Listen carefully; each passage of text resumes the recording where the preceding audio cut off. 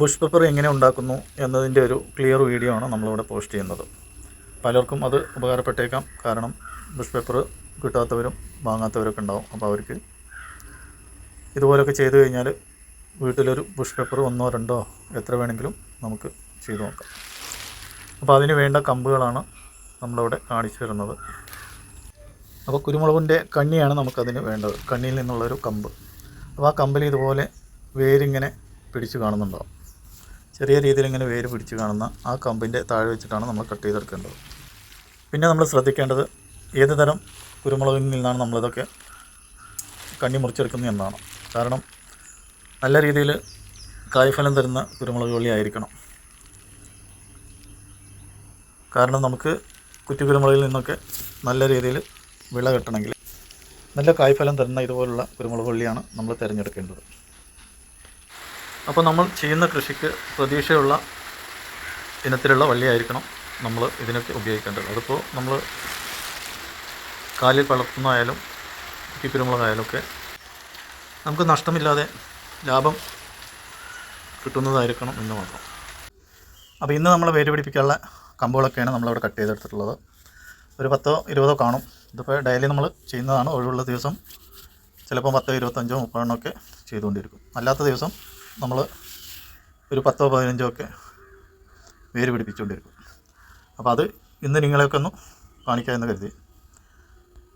അപ്പോൾ ഇത് നമ്മൾ ചെയ്യുന്നത് പൂർണ്ണമായിട്ടും വേര് പിടിച്ചോളണമെന്നില്ല. 10 ചെയ്ത് കഴിഞ്ഞാൽ ചിലപ്പം 5 6 ലഭിച്ചെന്ന് വരും, ചിലപ്പം ഫുള്ളായിട്ട് ലഭിച്ചെന്ന് വരും.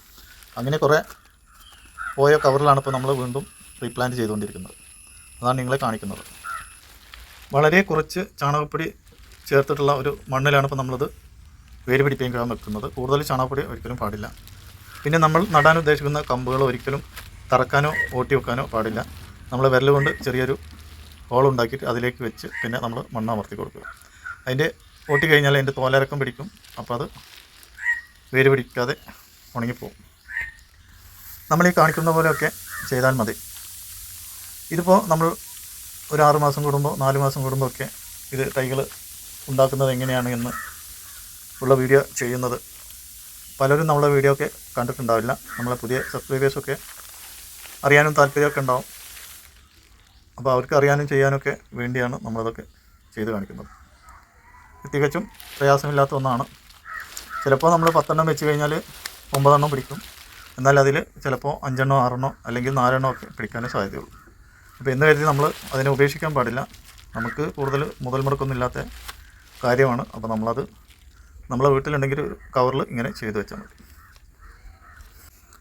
നമ്മളീ ചെയ്യുന്നത് തൈകളുടെ വിൽപ്പനയ്ക്ക് വേണ്ടിയാണ്. നിങ്ങൾക്ക് ഏത് രീതിയിൽ വേണമെങ്കിലും ഇതേപോലെ ചെയ്തു നോക്കാം. വീട്ടാവശ്യത്തിന് വേണ്ടിയോ അല്ലെങ്കിൽ വാണിജ്യാടിസ്ഥാനത്തിന് വേണ്ടിയോ എങ്ങനെ വേണമെങ്കിലും ഇതിനെ നമുക്ക് ഉപയോഗിക്കാം. ഇനി ഇതിലേക്ക് മാത്രമായിട്ട് നമ്മുടെ ശ്രദ്ധ കേന്ദ്രീകരിച്ചാൽ നമുക്കിതൊരു നിത്യ വരുമാന മാർഗമാക്കാനും ഉപകരിക്കും. ഓരോ ജോലിക്കും ഓരോന്നിൻ്റേതായിട്ടുള്ള പ്രയാസങ്ങളുണ്ട്. അപ്പോൾ അതുപോലെ ഇതിനും ഇതിൻ്റേതായിട്ടുള്ള ചില പ്രയാസങ്ങളൊക്കെ കാണും. ആ പ്രയാസങ്ങളൊക്കെ ഉൾക്കൊള്ളാൻ കഴിഞ്ഞാൽ നമുക്കിതൊരു നിത്യ വരുമാന മാർഗമാക്കാനും കഴിയും. അപ്പോൾ നമ്മളിവിടെ ചെറിയ തോതിലാണ് നമ്മൾ ചെയ്യുന്നത്.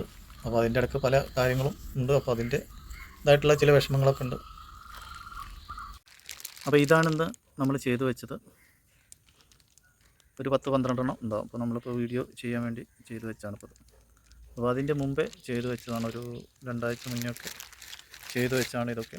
നമ്മൾ ഒരു 10 ചെയ്താൽ 3 4 5 ഒക്കെ അതിൽ നിന്ന് വെള്ളം നിന്നിട്ടൊക്കെ ചീഞ്ഞ് കേടായി പോകും.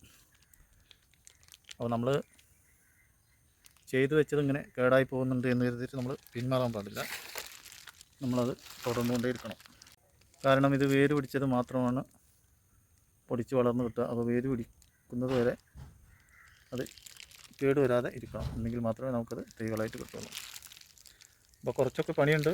എന്നാലും നമ്മളെ വീട്ടിലൊക്കെ ആവശ്യമുണ്ടെങ്കിൽ നമ്മൾ നല്ല കുരുമുളകിൻ്റെ വള്ളികളൊക്കെ ഉണ്ടെങ്കിൽ അതിൽ നിന്നൊക്കെ നമുക്ക് കുറ്റിക്കുരുമുളക് തയ്യാറാക്കിയെടുക്കാം. അപ്പോൾ തയ്യാറാക്കിയെടുത്താൽ അതിൻ്റെ ഗുണം എന്ന് പറഞ്ഞാൽ എപ്പോഴും നമുക്ക് കുരുമുളക് ഉണ്ടാകും. പിന്നെ നമുക്ക് ചട്ടിയിലോ നമ്മുടെ സൗകര്യത്തിനനുസരിച്ച് നമുക്ക് സെറ്റ് ചെയ്ത് വെക്കാം. അതിപ്പോൾ വീട്ടുമുറ്റത്താണെങ്കിൽ മുറ്റത്തിൻ്റെ സൈഡിലൊക്കെ നല്ലൊരു പച്ചപ്പിലുള്ള അലങ്കാരമായിട്ടും വളർത്തിയെടുക്കാം. ഇതൊക്കെ നമ്മളിപ്പോൾ നിലത്ത് വെച്ചതാണ്. പലർക്കും കാണിച്ചു കൊടുത്തിട്ടുണ്ട്. എന്നാലും നമ്മൾ വീണ്ടും പുതിയ സബ്സ്ക്രൈബേഴ്സിനൊക്കെ ഒന്ന് കാണിച്ചു കൊടുക്കും. ഇതുപോലെ ഓടൊക്കെ സെറ്റ് ചെയ്തിട്ട് വെച്ച് കൊടുത്താൽ മതി.